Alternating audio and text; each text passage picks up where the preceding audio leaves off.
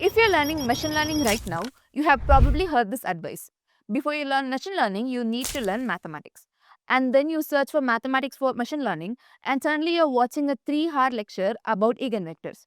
And you're thinking, wait, do I actually need all of this just to build a machine learning model? Here's the answer: no. You don't need to become a mathematician to become a ML engineer. But if you completely ignore mathematics, you're eventually going to hit a wall. Because building a model is easy. You can import a library, load a dataset, call fit, and get an accuracy score. But what happens when your model starts overfitting?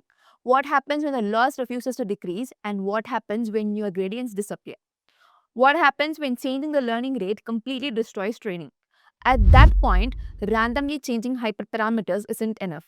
You need to understand what's happening underneath. Hi, I'm Natika and you're watching Tab47.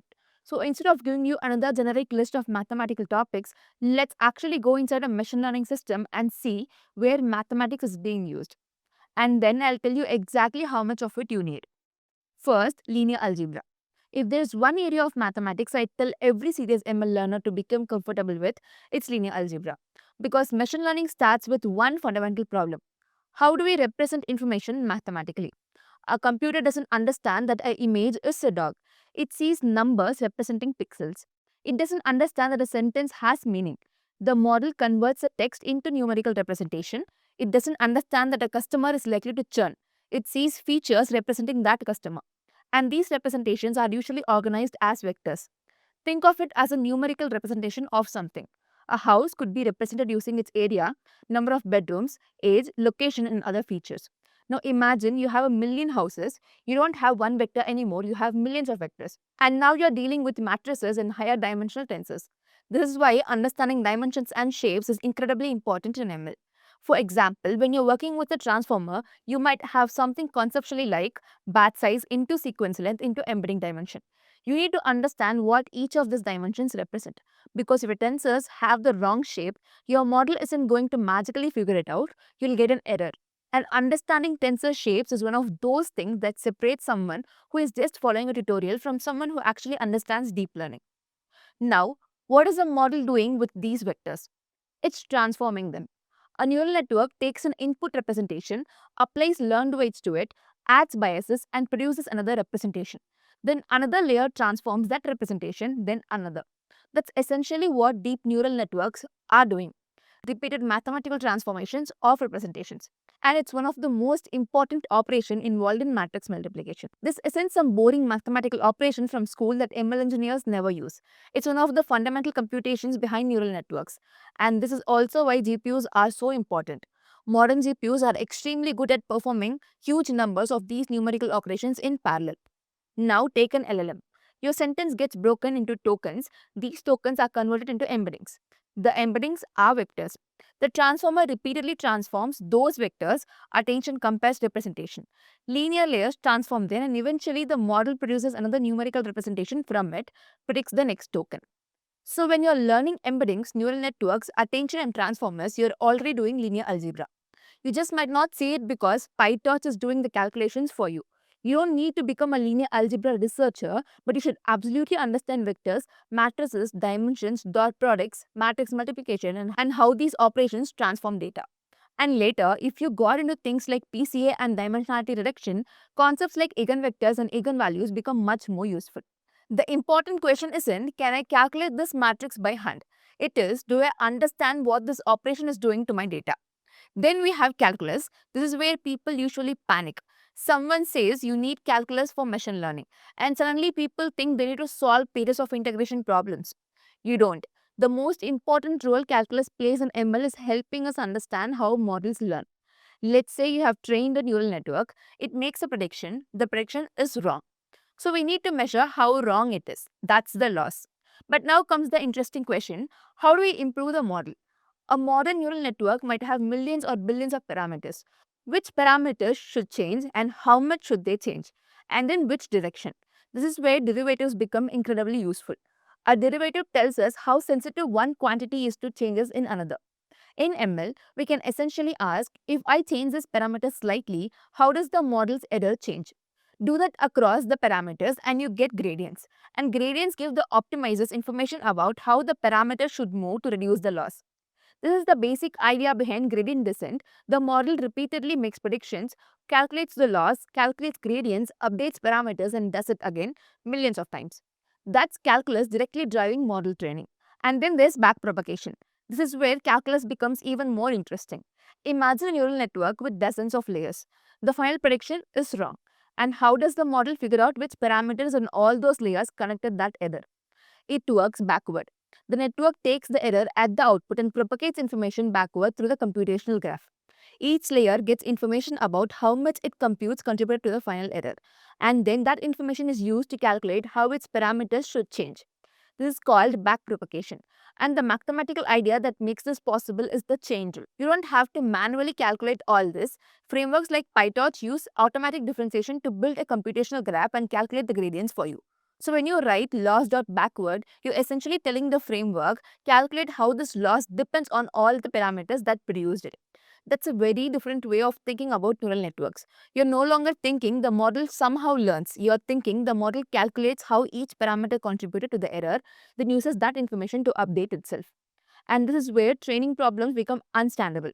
If gradients become extremely small as they move backward throughout the network, you can get vanishing gradients. If they become extremely large, you can get exploding gradients. If your learning rate is too aggressive, optimization can become unstable. If it's too small, training can become painfully slow. These aren't random quakes, they are mathematical and optimization problems. Now let's talk about probability. Because machine learning isn't just about making predictions, it's about making predictions under uncertainty. Suppose you give a model an image. The model might be highly confident it's a cat, or it might be uncertain between a cat and a fox. That uncertainty needs to be represented mathematically. That's where probability comes in. You should understand concepts like random variables, conditional probability, probability distributions, expectation, and variance. One particular important idea is conditional probability. Machine learning constantly asks questions that basically sound like, given this output, how likely is this output? Given these features, will this customer churn? Given this email, is this spam? Given everything I have seen so far in a sentence, what token is likely to come next? That's probabilistic reasoning, and LLMs are a great example. When an LLM generates text, it doesn't simply retrieve a sentence from a database. At each step, the model produces scores for possible next tokens. Those scores are converted into a probability distribution. The model can then select the next token based on that distribution. And the process repeats token after token. So underneath something that looks natural language generation, there's a huge amount of probability and numerical computation happening. You don't need to become a probability theorist, but you should understand what a probability distribution represents and what uncertainty actually means. And then statistics probability helps us reason about uncertainty. Statistics helps us reason about data and what we can infer from it. And this becomes extremely important in real machine learning. Imagine your model gets 98% accuracy, sounds fantastic. But now imagine that 98% of your dataset belongs to one class. Your model could predict the majority class every single time and still get 98%. So the metrics alone doesn't tell you the whole story. You need to understand your data. How was it collected? How was it sampled? Is the dataset representative? Are there biases? Are there outliers? Are your training and test distributions actually similar? These are statistical questions, and then you have one of the biggest problems in ML, overfitting. Your model performs amazingly on training data and then completely falls apart on unseen data. The model may have learned patterns that are specific to the training dataset instead of learning patterns that generalize. This connects directly to the bias variance trade-off. A model that's too simple can have high bias and underfit. A model that's too flexible can have high variance and overfit. And that's why we use things like regularization, cross-validation, better data collection, data augmentation, and proper evaluation. So statistics isn't just calculate the mean. It's about understanding whether your model performance actually means what you think it means. Now we need optimization, and this is the piece that connects a lot of everything we have discussed. Training a machine learning model is fundamentally an optimization problem. You have parameters, you have an objective, you are trying to find parameter values that make that objective better. That's why you'll encounter algorithms like gradient descent, stochastic gradient descent, and add-up. You don't need to memorize every mathematical detail of these optimizers, but you should understand the mechanics. For example, why does the learning rate matter? Because it controls how aggressively the parameters are updated. If it is too large, the optimizer can overshoot useful regions and make training unstable. If it's too small, training can take forever. And there's another important idea, mini batch training. Instead of calculating the gradient using the entire dataset every time, we typically use smaller batches. That makes training computationally practical, but it also means the gradient estimate contains some noise. And interestingly, that noise isn't always bad.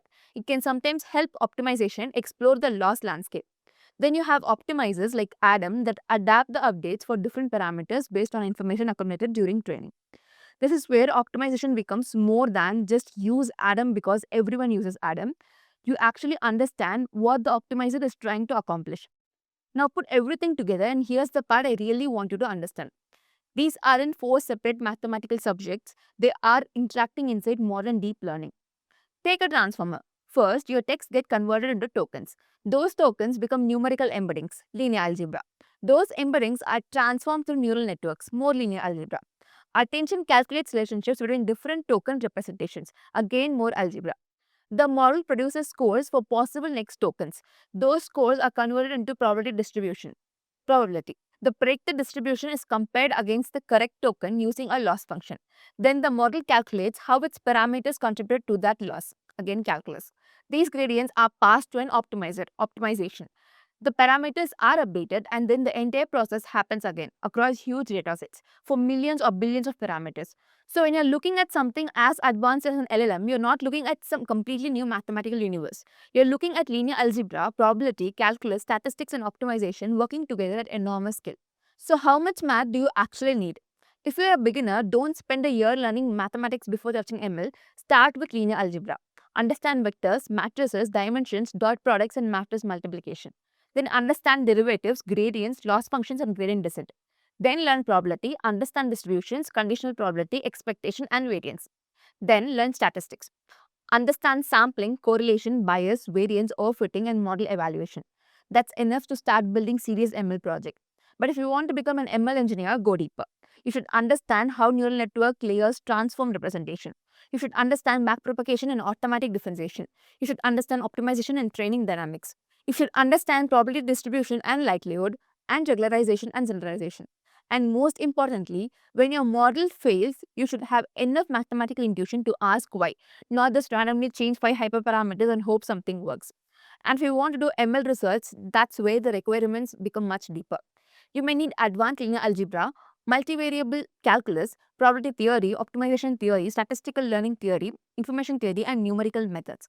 Depending on the field, you can go much further, but you absolutely do not need research level mathematics to start learning machine learning. And if you want to learn it properly, don't start by trying to master an entire mathematics degree. Start with a mathematics that answer one simple question. What is actually happening inside this model? Because once you can answer that, you're not just using machine learning anymore, you're actually understanding it. Follow for more videos like this. Thanks for watching, and I'll see you in the next one.